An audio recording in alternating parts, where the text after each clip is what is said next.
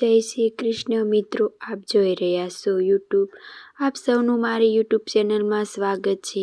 મિત્રો, આજે આ વિડીયોમાં આપણે સાંભળવાના છીએ શ્રીમદ ભાગવદ્ ગીતાનો 11મો અધ્યાય વિશ્વરૂપ દર્શન યોગ તથા તેમના મહાત્મ્યની કથા. પણ જો આપને આ વિડીયો પસંદ આવે તો લાઈક કરજો, શેર કરજો, કમેન્ટ કરજો, જય શ્રી કૃષ્ણ લખજો. આપ આ ચેનલ પર પહેલી વખત જોઈ રહ્યા છો તો સબસ્ક્રાઈબ કરી લેજો, જેથી આવનારા નવા વિડીયોની માહિતી આપ સુધી તુરંત પહોંચી શકે. ધન્યવાદ. વાસુદેવ સુતમ દેવમ કંસારણમ મર્દનમ દેવકી પરમાનંદનમ શ્રી કૃષ્ણમ વંદે જગતગુરુ. બોલો ભગવાન શ્રી કૃષ્ણની જય. શ્રીમદ ભાગવદ્ ગીતા અધ્યાય 11મો વિશ્વરૂપ દર્શન યોગ. ઓમ પરમાત્માય નમઃ. અર્જુન બોલ્યા, હે ભગવાન, મારા અનુકંપા કરીને આપે જે પરમ ગોપનીય આધ્યાત્મિક વિશેષ ઉપદેશ કહ્યો છે તેનાથી મારું આ અજ્ઞાન નાશ પામી ચૂક્યું છે. કેમ કે હે કમલ નયન, મેં આપની પાસેથી ભૂતોની ઉત્પત્તિ અને પ્રલય વિસ્તારપૂર્વક સાંભળ્યા તથા આપનો અવિનાશી મહિમા પણ સાંભળ્યો. હે પરમેશ્વર, આપ પોતાને જેવા કહો છો એ ખરેખર એમ જ છે. છતાં પણ હે પુરુષોત્તમ, આપના જ્ઞાન, ઐશ્વર્ય, શક્તિ, બળ, વીર્ય અને તેજની યુક્ત ઈશ્વરીય રૂપને હું પ્રત્યક્ષ જોવા માંગુ છું.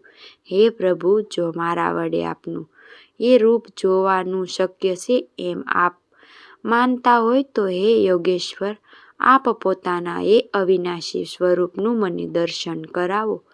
આ રીતે અર્જુનને પ્રાર્થના કરવાથી ભગવાન શ્રી કૃષ્ણ બોલ્યા, હે પાર્થ, હવે તું તારા સેંકડો હજારો વિવિધ પ્રકારના વિવિધ રંગી તથા વિધિન આકૃતિ આલોકિત રૂપને જો.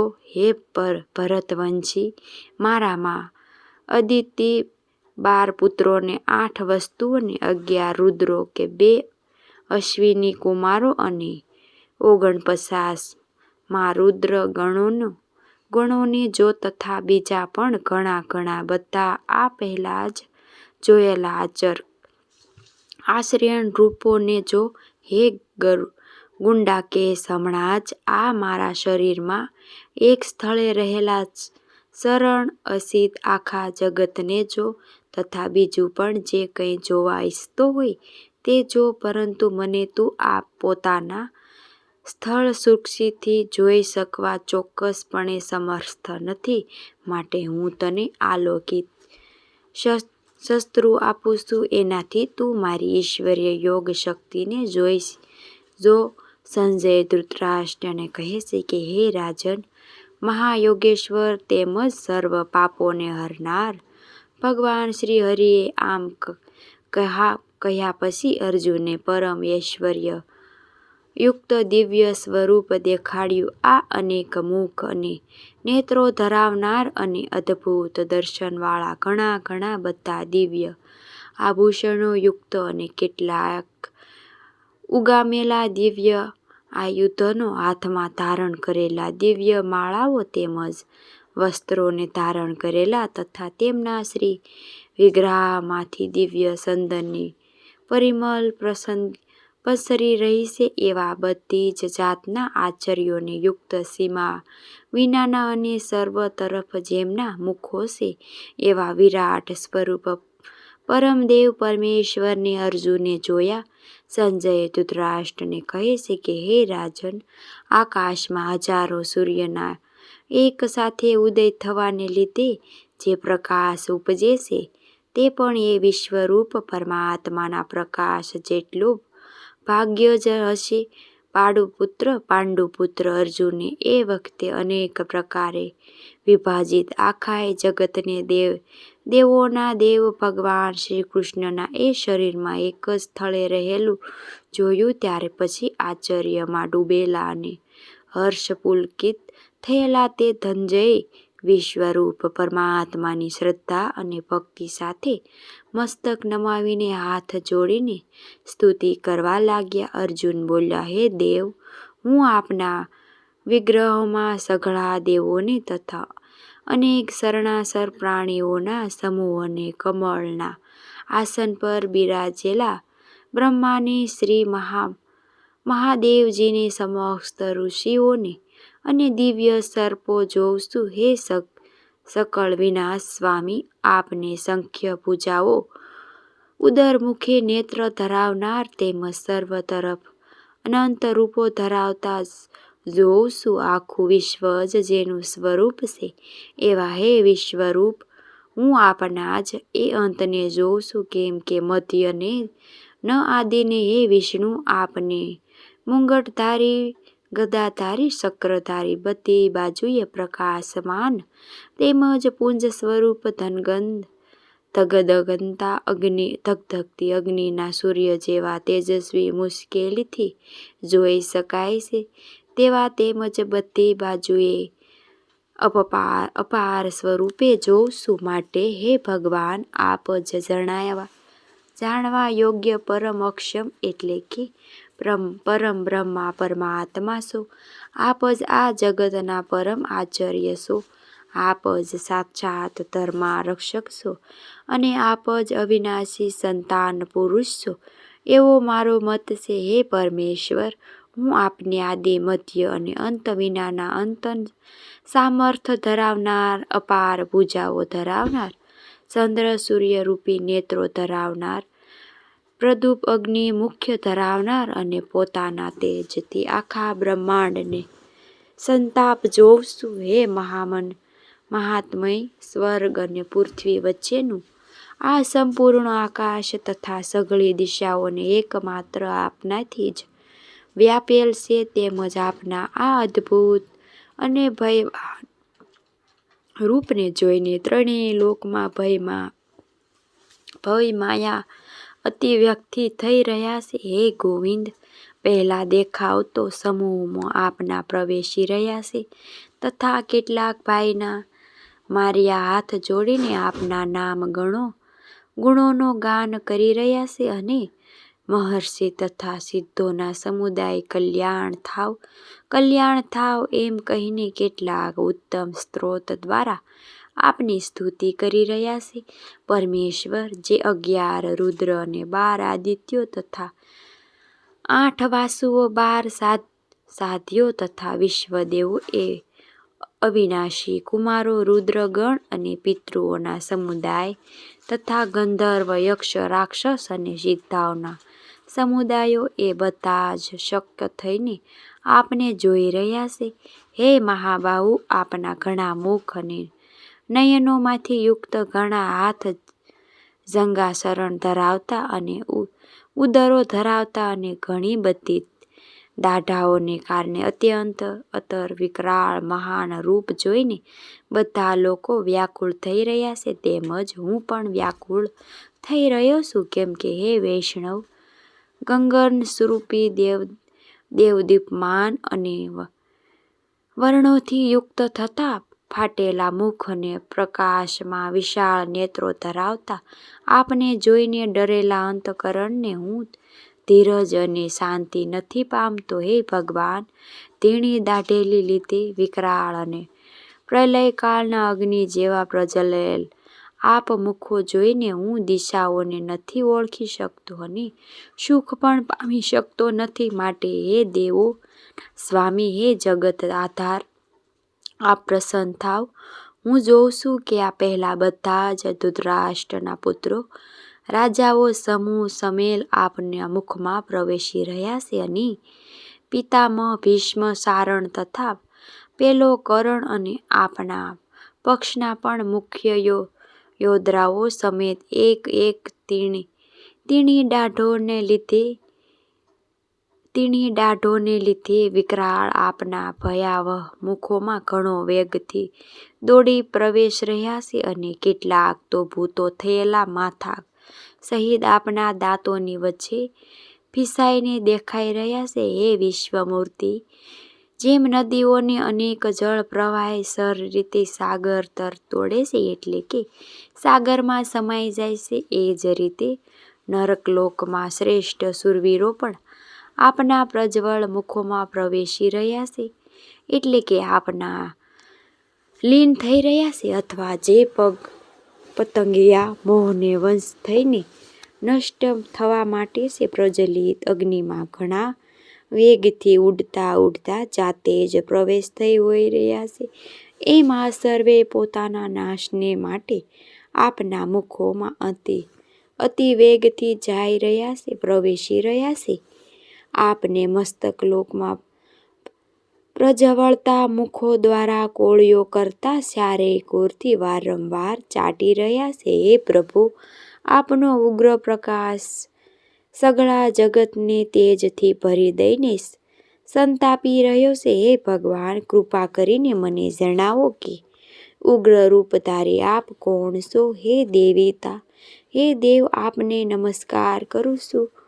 આપ પ્રસન્ન થાવ. હે આદિત્ય પુરુષ, આપને હું વિશેષ રૂપે ઓળખાવશું માંગુ છું, કેમ કે હું આપની પ્રવૃત્તિને નથી સમજી શકતો. આ રીતે અર્જુનને પૂછવાથી શ્રી ભગવાન બોલ્યા, હે અર્જુન, હું લોકને સંહાર કરનાર વધી ગયેલા મહાકાળનું અત્યારે આ લોકને સંહાર કરવા માટે પ્રવૃત્તિ થયો છું. માટે જે પ્રતીક્ષાઓની નીચેના રહેલા યોદ્ધાઓ છે એ બધા તારા વિના પણ નથી રહેવાના. એટલે કે તું યુદ્ધ નહીં કરે તો પણ આ સર્વનો નાશ તો થવાનો જ છે. માટે તું ઊભો થા, યશ મેળવ અને શત્રુઓને જીતીને ધન ધાન્યથી સમૃદ્ધ રાજ્યને ભોગવ. આ સર્વે સુરેશ્વરો પહેલાંથી મારા વડે હણાયેલા છે. હે સર્વેશ્વર શાસી, તું તો કેવળ નિમિત્ત માત્ર થા અને આ દ્રોણાચાર્ય, ભીષ્મ પિતામહ, જયદ્ર, કર્ણ તથા બીજા પણ ઘણા બધા મારા વડે હણાયેલા શૂરવીર યોદ્ધાઓ તું હણ ભરી રાખીશમાં ચોક્કસ તું યુદ્ધમાં વૈરીઓને જીતીશ. માટે યુદ્ધ કર. તે પછી સંજય રાજા ધૃતરાષ્ટ્રને કહે છે કે હે રાજન, શ્રી હરિ કેશવના આ વચનને સાંભળીને કીટ અર્જુન હાથ જોડીને થરથર કાપતા નમસ્કાર કરીને ફરીથી ઘણા બીતા પ્રણામ કરીને ભગવાન શ્રી કૃષ્ણની ગંધ વાણી સ્તુતિ કરવા લાગ્યો. અર્જુન ફરીથી સ્તુતિ કરતા કહે છે કે હે અંતર્યામી યોગેશ, કે આપના નામ, ગુણ અને પ્રભાવથી, કીર્તનથી વિશ્વ ઘણું હરખાઈ રહ્યું છે અને પ્રેમ વિવાહ પણ થઈ રહ્યો છે. તેમજ ભય પામેલા રાક્ષસોને સો આપ તેમ નામ નાસી રહ્યા છે તથા સર્વે સિદ્ધ ગુણોના સમૂહ નમસ્કાર કરી રહ્યા છે. હે મહાત્મય, બ્રહ્માજીના પણ આદિ કરતા સૌથી મોટા આપને તેઓ કે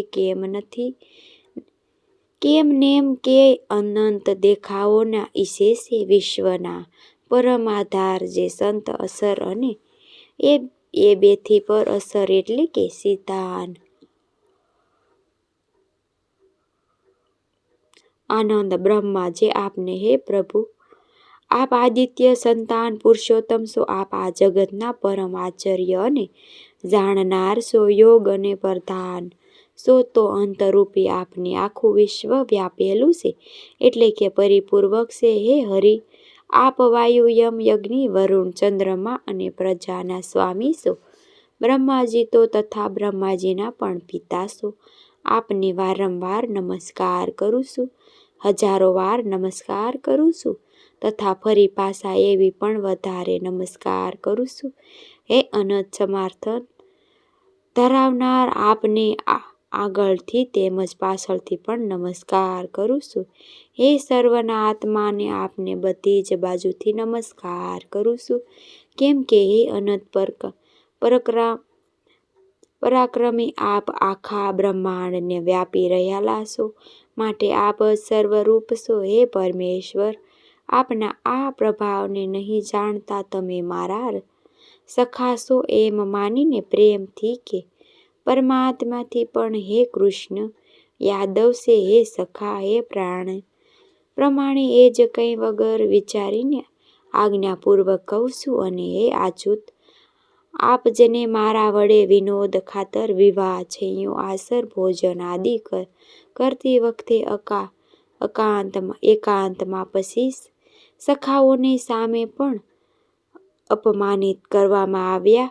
એ સર્વે અપરાધોને અપી સ્વરૂપ એટલે કે આચાર્ય પ્રભાવથી આપ હું ક્ષમા કરવાથી પ્રાર્થના કરું છું.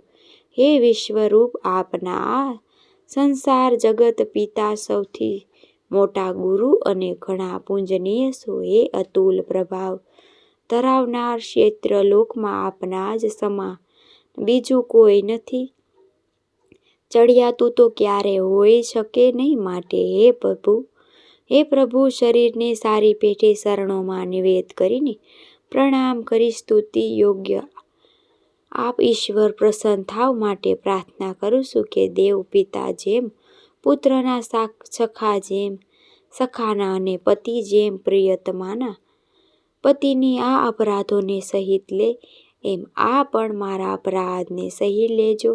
યોગ્ય સો વિશ્વમૂર્તિ સો પહેલા જ જોયેલા આપના આ આશ્રયમ રૂપને જોઈને હરખાઈ પણ રહ્યો છું. મને મારા મન ભયને લીધે ઘણો વ્યાકુળ પણ થઈ રહ્યો છું. માટે આપ પોતાનું પહેલું ચતુર્ભુજ વિષ્ણુ રૂપ જ મને દર્શાવો.